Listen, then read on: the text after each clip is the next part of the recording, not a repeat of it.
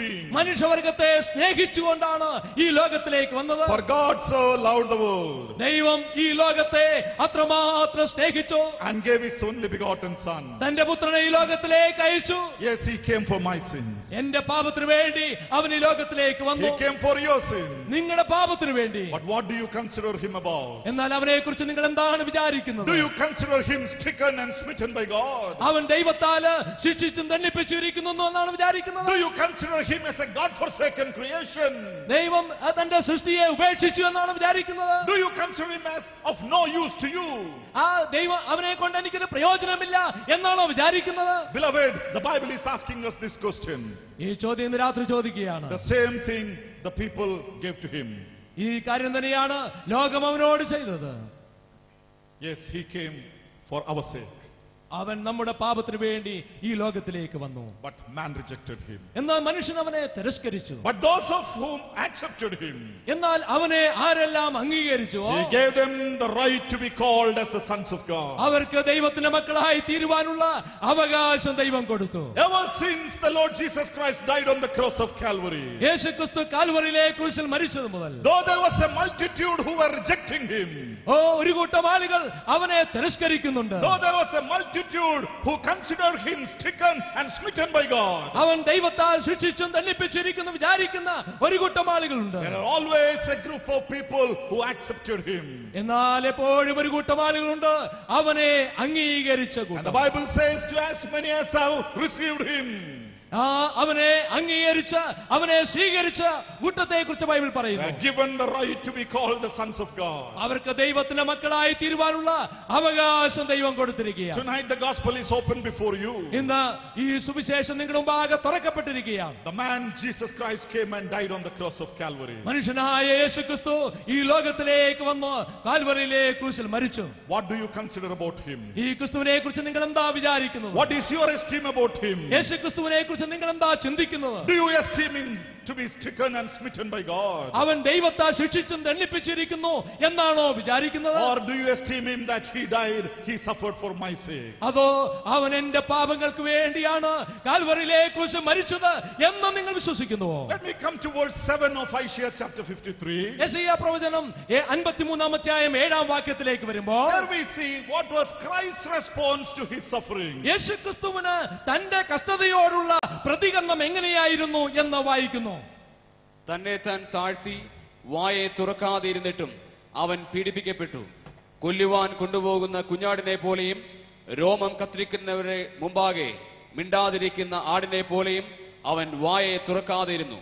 Here we read that, yet he opened not his mouth. ഇവിടെ നമ്മൾ വായിക്കുന്നത് അവൻ തന്റെ വായെ തുറക്കാതെയിരുന്നു. He is compared to a lamb here. ഇവിടെ തന്നെ ഒരു ആടിനോടാണ് തുലനപ്പെടുത്തിയിരിക്കുന്നത്. And when we think of a lamb, ഒരു ആടിനെ കുറിച്ച് നാം ചിന്തിക്കുമ്പോൾ that was a very relevant and prominent example in those days. അന്നത്തെ കാലഘട്ടത്തിൽ ഏറ്റവും മനോഹരമായിരിക്കുന്ന ഒരു ഉദാഹരണമായിട്ടാണ് ഉപയോഗിക്കുന്നത്. In the land of Palestine where he lived those days, അന്നത്തെ പലസ്തീൻ നാട്ടിൽ sheep keeping was very popular.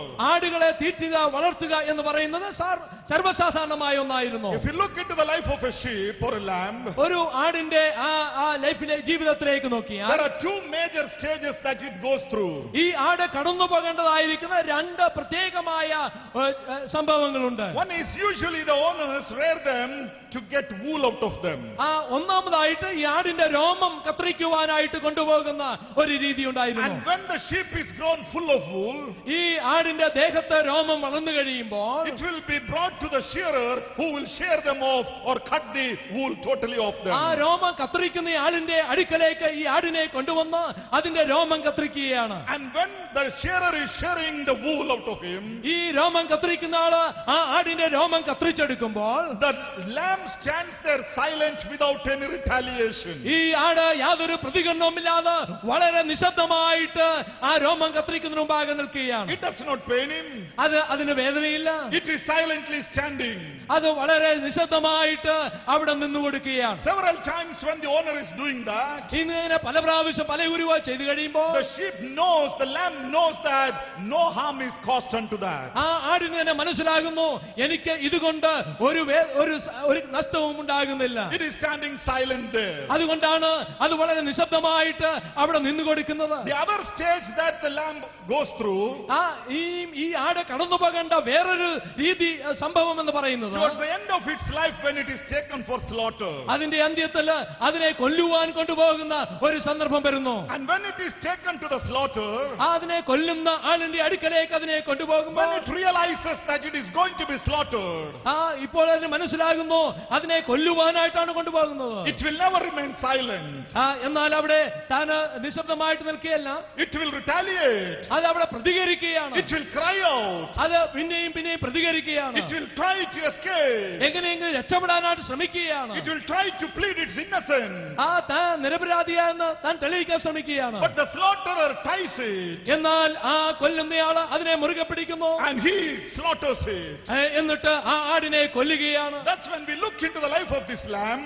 ഈ ആടിന്റെ ജീവിതത്തിലേക്ക് നോക്കുമ്പോൾ When it is taken to the shearer, it stands silent. രോമം കത്രിക്കുന്നതിന് മുമ്പാകെ ആട് മിണ്ടാതെ നിൽക്കുന്നു. When it is taken to the slaughterer, it retaliates. എന്നാൽ കൊല്ലുന്നവന്റെ അടുക്കലേക്ക് ആടിനെ കൊണ്ടുചെല്ലുമ്പോൾ അത് പ്രതികരിക്കുകയാണ്. Now when we look about the Lord Jesus Christ, എന്നാൽ യേശുക്രിസ്തുവിന്റെ ജീവിതത്തിലേക്ക് നോക്കുമ്പോൾ the scripture compares him to the lamb. യേശുക്രിസ്തുവിനെ ഒരു ആടിനോടാണ് തുലനം ചെയ്യുന്നത്. If you read John's Gospel chapter 1 and verse 29, യോഹന്നാന്റെ സുവിശേഷം 1-ാം അധ്യായം 29-ാം വാക്യത്തിൽ that says like this.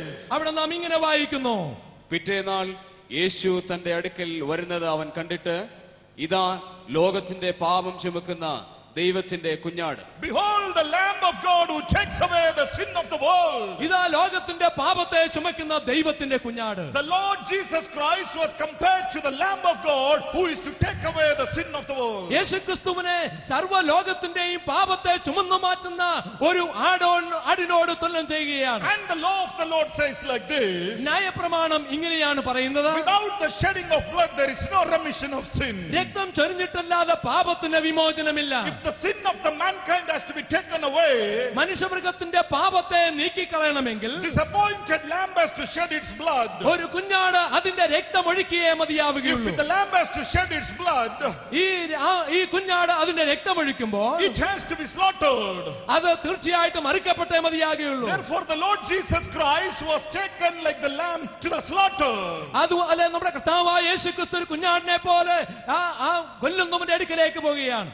And when he was taken to the slaughter, അവനെ ആ കൊല്ലുന്നവന്റെ അടുക്കലേക്ക് കൊണ്ടുചെല്ലുന്നു. in the natural course the lamb should be retaliating and crying out. തീർച്ചയായിട്ടും സ്വാഭാവികമായിട്ട് ആ ആട് പ്രതികരിക്കേണ്ടതാണ്.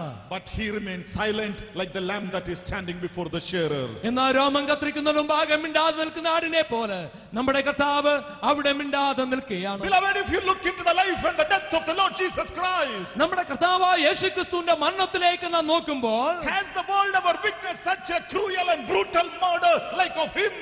അവനെ പോലെ ഇത്ര ക്രൂരമായിരിക്കുന്ന മരണം അനുഭവിച്ച ഒരു വ്യക്തി വേറെയില്ല. For no sin of his, അവനിൽ യാതൊരു പാപവും ഉണ്ടായിരുന്നില്ല. no fault of his, അവനിൽ യാതൊരു കുറ്റവും ഉണ്ടായിരുന്നില്ല. having nothing wrong in him, അവന്റെ ജീവിതത്തിൽ ഒരു തെറ്റും ഉണ്ടായിരുന്നില്ല.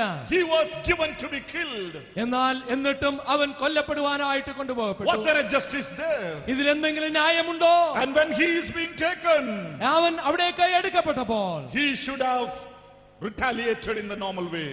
സ്വാഭാവികമായിട്ട് അവൻ പ്രതികരിക്കേണ്ടിയിരുന്നു. He should have pleaded his innocence there. തന്റെ നിരപരാധിത്വത്തിന് വേണ്ടി അവൻ അവിടെ തന്റെ കാര്യം പറയേണ്ടിയിരുന്നു. But what does Isaiah say here in verse 7? എന്നാൽ യെശയ്യാ പ്രവചനത്തിൽ യെശയ്യാവ് എന്താ പറയുന്നത്? Yet he opened not his mouth. എന്നിട്ടും അവന് വായെ തുറക്കാതെ ഇരുന്നു. He remained silent like the lamb standing before a shearer. രോമം കത്രിക്കുന്നതിന് മുമ്പാകെ മിണ്ടാതെ നിൽക്കുന്ന ആടിനെ പോലെ നമ്മുടെ കർത്താവ് മിണ്ടാതെ നിന്നു. Why was he remaining silent? എന്തിനാണ് അവൻ മിണ്ടാതെ അവിടെ നിന്നത്? There is only one reason for that. അതിനൊരേ ഒരു കാരണം മാത്രമേ ഉള്ളൂ. He stood there in our stead.